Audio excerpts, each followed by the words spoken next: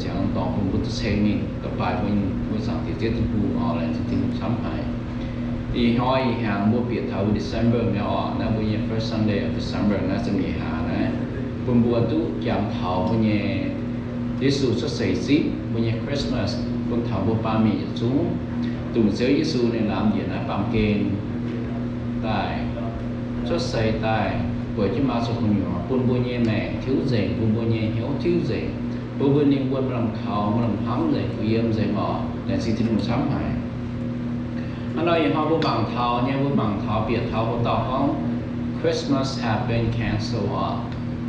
nếu mà thảo tao con bây giờ Yesu xuất xảy ship gì mai phải mai tại vì bây giờ mẹ phải ở tương lai phải dùng bây mẹ ở bữa mai những số Galatia so tập phải sang Chúa dùng ở the book of Galatians chapter 4 verse 19 thì hắn nói bùa my little child of whom I am again in pain until Christ is formed in you nó sẽ Paulo viết tại nhà phiền viết con tại nhà phiền ở viết tại nhà hòa con tại nhà hòa giờ hắn hay yêu chuối yêu vậy mày bùa hiếu môn hắn siết toàn môn cùng hòa nó số mày bùa tu kỳ tủ nhé phiền phiền nhiều mày bùa nhẹ hiếu cùng số thiếu thì bùa nhẹ phiền phiền nhiều mày bùa nhẹ hiếu cùng hòa bùa như vậy họ tạo một con cancel have been cancelled my Christmas giờ mình hiểu bố mang thấy hàng giờ bố nhẹ bám kền bố nhẹ rùng điên nhẹ cùng hòa là kế bố nhẹ để bà tòng cứ giờ nó muốn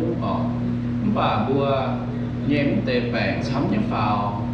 tệ quân sắm cho phào là rồi bùa xuống hết giảm hay mai Christmas giờ mình chụp bằng nó today is the first Sunday in Advent. Advent is that wonderful time of the year that we as a church set aside time to prepare ourselves for the coming of our Lord Jesus Christ. Năm Sunday sẽเป็นแต่เย็นnăm Sunday mà cao vào có Advent rồi Advent nó có thảo buồn bùa bền xiang và chúa chén ở buồn bùa chúa chén bền xiang bùa kia này Yesu xuất xảy ship bùa bền xiang hay rằng bùa nghe kiểu bang bùa thuốc quả đi hoi là bùa thuốc giòn thuốc cho bùa miền nó hậu giờ chỉ con bảo nhá xem chén bùa như Yesu xuất xảy ship như dùng Christmas như sò miếng nó tổ bùa như cho nó kiểu bang bùa như kiểu bang là phải hăng thì nó kiểu bang phải hăng dù sự nhú hỏi hăng nó bền chứ bà chân dùng những cái Christmas để hăng nó sợ vì dùng bữa bền nó chuông nó thắm năm hoài vì hiếu tôi thắm hoài Christmas này chứ ít dù chỉ bảo kê với mẹ tôi chơi nhiều á bùa xây bùa hay hại bùa tôi thắm năm hoài bữa bền xem bữa xin bữa cho chú bữa xin lồng đó là hồ lồng rồi chú bảo dùng xanh trên khu chỉ con là này hăng bữa cần những béo trâu là bây giờ quay Advent này phải hăng này ít rằng nó bữa xuống một tệ bây giờ Advent tôi chỉ con đàn tụng năm Sunday nè bây giờ Advent tôi chỉ con tụng yếm bữa con Black Friday mà mèo bây giờ Advent chỉ con năm hoài hả nó với số năm hoài bây giờ đi Turkey nhà đi chơi sáng bữa bên sẽ có Yesu thảo năm mà Christmas nhé nó mà Christmas nhé nhà đi chơi sáng nhà đi bây giờ Thanksgiving này chơi sáng năm hoài chỉ này thường ship năm hoài này bữa mai Christmas nhé bữa sự Advent là bữa sự mình mặc ố năm lần nữa sale nhỏ đâu mãi nhỏ thảo năm hoài bữa mai sáng bữa bể ô nhé lại xin nhé áo lại xin nhé gỗ nên cho con khấu lại xin nhé áo nè hả mi con rồi ta mà rồi nên lừa lẽ phiếu béo bữa mai như bữa áo phải mà như bữa gỗ phải bữa mà bữa chơi ô nhé chơi bà tổ số đi hàng tổ số mấy bè số ẩm tu tổ bè nếu mà còn hiếu nữa bây hiếu ai mà cả chân sale nhú nó chịu chịu nhú giờ bền giang bây giờ về bữa mai giang bền giang chọc tiêu anh trong bây giờ Christmas tree cái gì xua cho năm hoài bùi ở xuống tôi phòng bùa bây giờ bùa mà năm box mà năm present mà năm sinh nhẹ phía như này năm box cái nhuyễn như bây giờ đèn cái gì nè bùa số tôm miên số ôm số cù số chuối số quả phun nhà bà không có mà nó nhận chế ta phòng bùa tu năm bùa phía năm box bây giờ đèn cái gì nè bùa ta xuống ta thở năm Christmas hoài mà cái giá bữa tu nhỏ hay như nó cái nhỏ bữa chúa trên thảo nó bữa bể cho giờ hoi bữa xuống bữa thảo next Christmas bữa như chịu bao là phải hăng bữa nhé chỉ bao bữa sẽ Yesu miệng phải hăng bữa nhé bên nó bị nó thiết chia nó thiết bữa bể chân dùng chạy nghe chân hùng mình chúa thằng nó Christmas chúa thằng nó Christmas day này tôi chạy nó bài bữa sáng tiệc chân hùng tôi tiếp chân hùng nhé hám nhé nó bao kèn bún thà bùa thà tàu miệng nó. So Advent is not Christmas. Advent lead up to and anticipate the coming of Christmas, which is the birth of our Lord Jesus Christ. Advent is same as Christmas. Bữa bề sẽ một số sẽ đến cái bên Christmas đó. Những cái bên Yesu sẽ như hôm nay. Mình bảo tụi nó hỏi lên tỏ chân bùa. Rồi bữa hiếu tròn cho mình. Chúa ông thật thảo là Christmas này chẳng hồ. Tụi gieo Yesu, gieo thịt hùng, nên làm gì nó bằng kền. Nên xuất xế để giờ nó bằng kền, buổi cho mà trâu của nhiều này. Chúa ông thật thầm hoài. Chúa ông thật thầm hoài thì bị cho mình này. So Advent comes every year, and we often let it slide by without really noticing it. Advent này, hình hàng mai, chúng ta xin gieo Yesu miền. Bùm xin gieo Yesu miền hình hàng mai.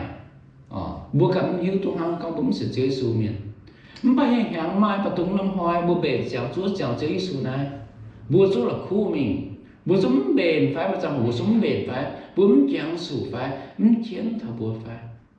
Mà cho dù là nhó bang cái bùa phải, mà xây nàn bang cái bùa phải, mà bang cái bùa phải, mà xỉ bang cái bùa phải. Chúng bang cái bùa, chúng chẳng chủ này. Bùm bùa số số bền chẳng Chúa chẳng bùm bùa nhẹ hiếu có. Yeah, it's Christmas à. Nhà liều Thanksgiving, nhà liều lành xin xếp liều. Bùa Chúa yeah, hãy có là Christmas à. Bùa Chúa thấy một dạng gì, đó là hãy có là Christmas à. Chiếu thịt hùng, chút sấy nó bằng kề là. Tụi năm hoa bùa nhà đừng nguồn tôi chỉ nhiều này. Bố chúng sầu bố rất là cool năm hỏi mình với chú xì với chú là nhau cháu tại vì nhau thằng bố như mẹ là nhau thằng bố như nhau bố chúng chẳng bền tại bền với như mẹ bền với như hiếu bền với như xem phim Chúa chẳng hỏi Christmas này lâu hay hỏi con thằng bố so is it possible for Christmas not to come is it possible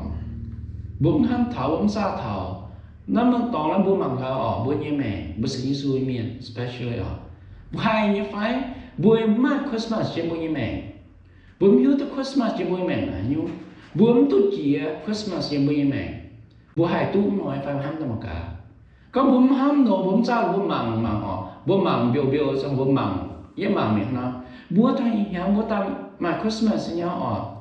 bố hàng bố ta mà nó Christmas tree nhé bố hàng bố nhà này trẻ xíu nó có chân chia như hỏi phải Black Friday nó bố bên mãi cái này bố ta dấu nha nhưng bố có một mà Christmas is it possible hay phải hay bố cũng tu so too often and for too many people when Christmas is over they are not any different than they were before mình chụp bài như cái này phải hàng hắn là bố phải hàng nha hàng ta hàng quá bố nhà đi chơi ship mà nhà đi Turkey hả bố mình Black Friday mà lại cái này hả bố mình áo tao present anh em điểm cái đi hả bố nhà tôi coi bố present mẹ bố nhà áo tôi coi bố present mẹ bố phụ chơi tôi coi bố present mẹ bố quan phu nhà tôi coi bố present mẹ coi bà sale bà bố sắp phiếu dự án chia mẹ không nói hả vì bố nhà mẹ ta anhเป็นมันดีเนี่ยkhông cóมันดีเนี่ยanh chia nó hoi nè bữa chỉ coi mới sợ cô á bữa hai bữa mẹ ta chẳng má như vậy lệ thiếu như nó má như không ăn bữa xây nàn tại em chú anh nhé bữa nhé bèn tại em chú anh nhé bữa nhé khơi tại bởi em chú anh nhé bữa canh na nhập bởi em chú anh nhé bữa nó như thiếu tại hắn anh đã đề nó tại hắn vậy nó hoi anh chia nó hoi bữa nhé mẹ tấm thiếu như mà như thiếu So when Christmas really comes, it changes us. It makes a difference in our life. So có mình tu chia Christmas mình tu chia như sự xuất xảy ship với mình như mẹ, với mình không tỏi cần gọi là mình hiếu nhé, mình mang có gì nhà này chia đi lấy xin ship nhà gì coi như present nhà, nhưng không tỏi ta châu hiểu chơi à dọn ta qua phu nhà dọn do rằng còn biểu như sửa trên đầu một số cái nhà nữa để ta chém một chiếc mẹ sẽ có một cái mà Christmas là bố tôi chia Christmas là bố như mẹ bố thiếu mẹ bữa hiếu tôi bữa thiếu như mẹ nè thiếu như hiếu của mẹ bữa này tôi bữa hạt chia đó Christmas nhưng bữa như mẹ như bữa hoàn toàn so how do you know bữa này hiếu tú so every year for millions of people Christmas never really comes into their heart and into their life miền chăm nhé chia tao miền chia xin chia hoàn miền chăm nhé nát bằng kề tôi chia Christmas yên được bữa như mẹ yên được hiếu của nhiều bữa như mẹ không bữa tôi chia là Christmas nó chia đi số chia bữa như mẹ thiếu mẹ ha nó tôi bữa xiên mà con tôi năm Christmas mình có nhiều bằng số bèn mình có nhiều bằng số xì mình có nhiều bằng số say nản mình có nhiều bằng số khâu nó hại mình bảo Chúa Giêsu này xuất xây em cái nhiều hiếu của nhiều Chúa Giêsu này làm gì bằng kênh tai nên xuất xây em như mẹ buổi chứ như một diêu buổi chứ như hiếu của nhiều yêu tôi hiếu nha nông tỏng như tôi hại mẹ bữa nó tôi hiếu tôi hại bữa tôi hiếu Chúa Giêsu xuất xây tại em như mẹ buổi chứ như hiếu của nhiều bữa tôi hiếu nó với Chúa mà em có mà hiếu gì buổi giờ xiên buổi hình chế mẹ em có mà hiếu miền số miền con ta cũng bữa đó hiếu là hại pháp môn mua là hại pháp miền như cái chia là hại bông số bông hại cái chia pháp em bảo Chúa Giêsu xuất xây em buổi mẹ bữa hại bụng tôi gọi bữa hại quảng tôi miền bữa nhẹ bèn cũng bữa là hại bữa hoàn toàn quang xây nàn là hại bữa mua toàn quang số xì là hại như hết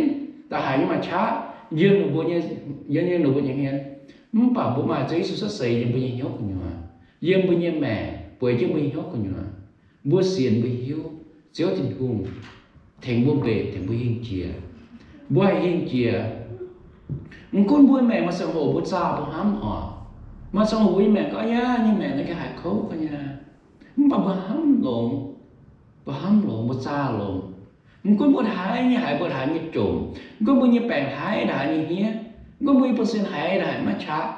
bà chiếu tình huống sẽ tỏ cho bữa chia nó sang hồ nhá hại năm bông hang có chuối có đó chuối có là cái biển có đeo nằm đó tên biển có bà bữa phá tôi năm bông to mà nhắn sẽ bữa phá sâu chứ quả năm bông in quả này nha con ha nó bảo hắn buông một tung là cú, cũng bữa sau sẽ bữa sau công,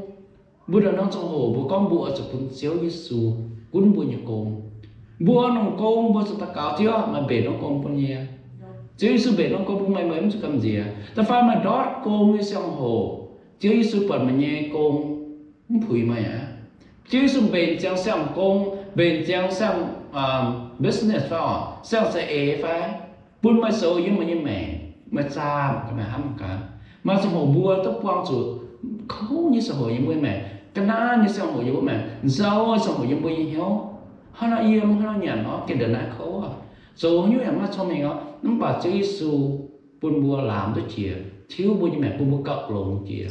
yếm bùi mẹ quay sự bùi tôi chip Christmas yếm bùi mẹ bùi như mẹ thiếu gì nhỉ ok bùi mẹ thiếu mẹ thiếu mình yếm bùi mẹ so my prayer is that this Christmas God's Spirit will come upon us and change us all, change our life, change our faith. Năm Christmas như máu như hầm, buôn bua thảo tao bua, tao xuống bua chỉ bằng miền. Buôn bua như Christmas, buôn bua như mẹ thiếu gì. Buôn Chúa Giêsu như hầm, cháu bua yếm. Buôn Chúa Giêsu làm gì nắp bằng kênh tai. Xuất xế yếm bua như mẹ. Bùi chứ bua như nhốt của nhiều thiếu gì với mẹ ta pha nó mà giàu như mấy mẹ thố thì đúng thầy mẹ cho mẹ giàu bữa nay chỉ nhiều bữa nay hám như mẹ cho mẹ hiểu buổi cho mẹ hiểu hay là buổi cho mẹ hiểu nào mà như bèn hỏi thằng ấy mua tỏi hỏi thằng ấy chuối hỏi thằng ấy tôm miên nó giống của Christmas yếm Chúa Giêsu buổi yếm cho mẹ hiểu nên làm gì lá bằng kênh xuất xây cho mẹ chia rẽ khiên chia rẽ mình đó năm nhà bùa như linh buồn bữa như xem phim cầu hến chìa cầu mày chá chìa mày màu yếm Chúa thì không dần hiền buồn Chúa Giêsu xuất xây yếm cho bùa như mẹ buổi cho bùa hiếu của nhau we often talk about being born again when we become a Christian y hâm ta bùa tao tôi hay tôi hiếu tôi cần để ba tôi con bùa tao xiên Chúa Giêsu miền bùa anh xem tu thọ sang dùng phải anh xem tu xuất xây dùng yếm bùa như mẹ yên nó bằng kền họ bùa có tu sang xuất xây dựng nó bùa tu sang bên phụ chuối bên công hóa yên dùng bên phụ chuối yên dùng bên phụ chuối han yên dùng anh bên hồ sen yên dùng anh bên tông miên yên dùng anh bên âu yên dùng bùa sen xéo Yesu miền cả bùa tu anh tu tự nhiên dùng mẹ tự nhiên nó mẹ bùa xuất xây dựng tai为主不买 Christmas ยัง不ยังแม่为主เจ้าเยซูในร้านที่นับปากเก่งยังสดใสยัง不ยังแม่ป่วยจึงไม่ยกคุณว่าบัวสไตล์สังกัดสังตุยุงเจียบัวตุบอนในแกนตาย为主不是เจ้าเยซูบัวตุบอนในแกนตายนั่นแสดงบัวทิวเสียง不ยังแม่ทิวเสียง不ยังแม่มันก็มาใส่นานทั้งอย่างเนี่ยทิวเสียงนี่บัวมันจะกว้างจูบัวยี่ลิงวันบัวแกงตุสดใสยังเจ้าที่ดูบัวตุสิงหูยังตุสดใสยัง不ยังแม่thì lúc cái tôi quê chứ mình không có nhiều nếu tôi kêu làm gì nó bằng cái làm gì biểu bây giờ mẹ nói bây giờ linh quân giàu có bây giờ linh quân giàu có bây giờ mẹ giàu có mà làm khảo tài mình bữa nó xấu bữa tài mình nó thèm bữa mà làm khảo làm không mà bảo bữa tôi sang dùng chiều tôi sang xuất xây bữa xíu thịt hùng bây giờ nên xuất xây giống bây giờ mẹ tài bữa mà làm khảo gì. So Christmas is also a good time to remind us of our need for Jesus Christ to be born again in our life, our family, and our relationship with Him, with our churches, with our family member, with our friend or relative. Christmas rất lộn hả, nhà mày lộn hả, nhà buôn bữa tốt chẳng thảo bữa như mẹ, bữa chấm chủ Chúa Giêsu đằng hải nhé, chấm bữa nín chấm chủ nín làm gì đó bằng cái làm gì việc bữa như mẹ, xuất xây thì như bữa mẹ, bữa chứ bữa như hiếu của nhiều hai nên bữa mà sâu nữa, xuất xây nó bằng cái hay xuất xây bữa như bữa mẹ nó, chiến là bữa cha chẳng thảo nói, bữa như mẹ cái chấm chủ Chúa Giêsu đại chiến như bữa mẹ, yếm bữa như hoang tỏi, bữa chấm chủ Chúa Giêsu xuất xây yếm bữa hoang tỏi, bữa như bữa hoang tỏi của nhiều, chấm chủ Chúa Giêsu xuất xây bữa như mùa tỏi, bữa chụp băng tỏi của nhiều, bữa chứ bữa chụp băng của nhiều, bữa chứ hoang tỏi câu bữa hoang tỏi câu bữa chụp băng, to bữa hoang tỏi to bữa phụ chuối to bữa tôm miên to bữa chứ bữa hiếu nó sang hồ, Christmas nó bữa chạm thằng này, bữa hám thằng này, Chúa Giêsu là hai như chiến, bữa nó có Christmas ta thảo là bữa my present final call receive nữa chiến những gì, và bữa chạm cái bền cái bữa như mẹ bữa con bữa ta lại bà zoom bữa ta sinh tiền hồ bữa thiếu bữa chọn chú bữa bà zoom bữa như hiếu bữa bền rồi thiếu chia ta nhắm họp chiếu tiền hồ thôi chiếu tiền hồ thánh sò bữa chỗ ta hai họp mình tôi chia ta nhá bữa mà cha mà bận sấy không tòng mà nói không tòng chiếu tiền hồ bữa mà cha bữa mà nói ta bữa hạt sò này cùng hạt tôi bền này khu như miền khu như gỗ khu như tôm miền lồng nghe miền for this Christmas, I will pray that Jesus will be formed in our heart and life. And I told on Christmas, in here on Christmas, in nai mình, ta cầu thổ thiên hùng Chúa Giêsu, nên làm gì nó ban kênh cho xây yếm bơi ta tạo như mẹ, nên bơi chứ bơi hiếu của nhiều làm trong hồ, một con bơi hiếu mà ta hại như giàu, mà ta hại như môn, mà ta hại như mà làm hám, mà ta hại mà làm khảo. Và thố chiếu thiên hùng xuất xây yếm trong bùa như mẹ, yếm trong bùa không tỏi như mẹ, yếm chứ mày hiếu không nhiều mày hiếu mà làm mày hắm yếm mày hiếu, với chủ chiếu thiên hùng sẽ hắm, yếm chứ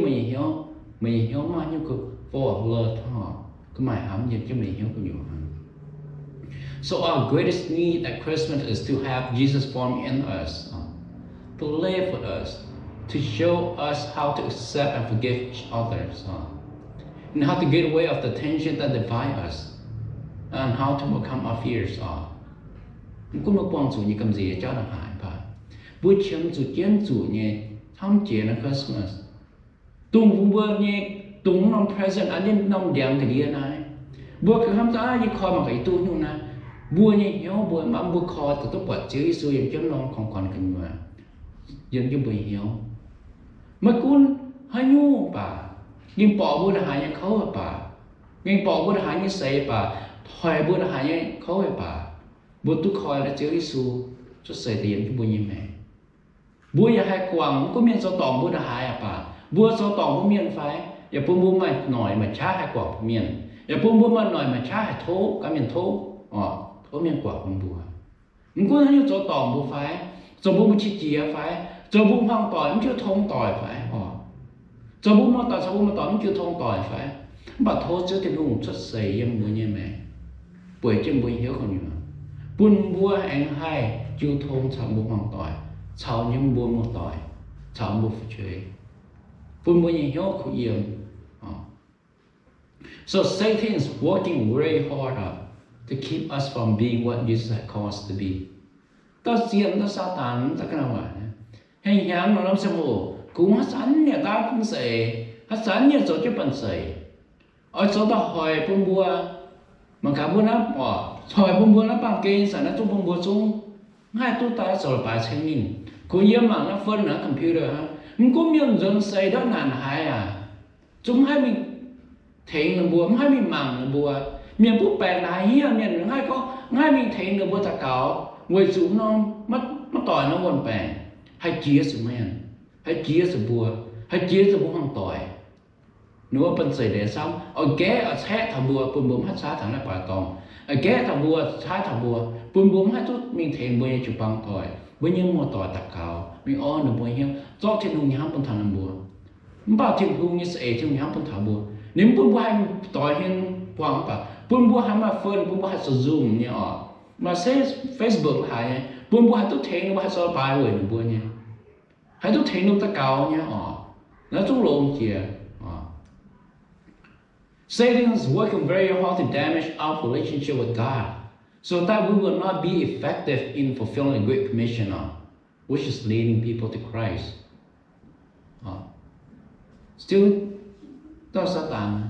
nên ở chỗ thằng buôn bua như hiếu nằm hiếu đó hiếu màu to bèn để hết bùa to bèn hết bùa phụ chế to bèn hết bùa to miền to vài cháu hết thằng buôn như hiếu của mình rồi buôn bua nằm rồi buôn bua chỉ chia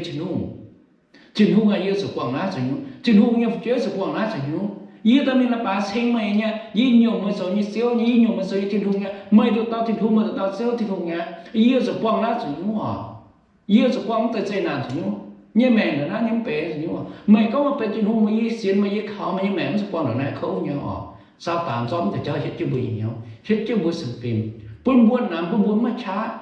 buôn buôn hết tốt số như bọn như gì bọn như cô nghe với mẹ buôn như bữa tôi chẳng là buôn thảo buôn hoàng tỏi buôn như hiếu nằm buôn tôm miên buôn hiếu nằm phải chơi hiếu thầm buôn như hiếu nằm buôn áo nằm buôn như hiếu nằm buôn như gỗ nằm buôn như hiếu nằm buôn chỉ băng nằm buôn mà chả những thịt hùng đó xây Satan phân xây ở xe bùa chọn nằm bùn bùa rồi bùn bùa khu mà rồi tiền hùng như cô miền rồi bùn bùa tức rồi tiền hùng như cô muốn bảo bùa xiên mới hiếu tức chéo tiền hùng nên tôi làm gì nó bằng kê nó làm gì nó bằng kê ta xuất xây nó bằng kê làm quấy nhưng mà cho tôi có suy hay mà cho của nó mà họ mà béo của nó suy toàn nào nên tôi làm yếm nói nên chúng này làm gì nó bao cái nó xuất xí mà như mẹ bởi mà như hiếu của nhua lãnh đám cho dòng cháo với mày buông tụng nằm buông tụng đọc hiếu nín quảng bùa Christmas nín xuất xí mà Christmas này y chín hiang cho ta 2020 nhớ biệt 2021 y chín nhị sẽ hiang chứ y số gì na bùn bùn tập buộc there is nothing that can stand between you and God accept yourself mai như là xét tụi mày mai như là bang tụi mày mai như là tụi mày lệ của tụi nó mai như là số tụi mày hiếu nằm sẽ có mày cắn gọi dùm phai các bún biển mày hiếu biển mày xem phim con nhua mình cũng mà quăng bang là hai hiếu mình cũng quăng xây là hai hiếu mình cũng mà đại nhập màu mình bảo sẽ có mày màu yếm trên hùng sa tán mắt bằng xây như mày sẽ có mày màu yếm trên hùng mày cắn mình mày cắn được xính lại các ô như chỉ chia trên nó yếm bùa tôi trên hùng á sa tán là số bằng xây cũng như bằng xây là hai hồ để cha là hai hồ để mắt bằng xây để mắt cha yếm mày như mẹ người chủ chiếu Yesu mà zip chiếu Yesu xuất xây nó bằng kênh nhé hay là nó mà tôi chiếu Yesu xuất xây nó bằng kênh bởi cái mà sao còn nhớ bún sinh mẹ tôi zip mẹ tôi xiên giờ tôi zip chiếu Yesu xuất xây yếm mày như mẹ nên giờ tôi bởi cái mình hiếu còn nhớ mà như mẹ thiếu gì mẹ không cho cầm gì mà trái liều lại xin tình huống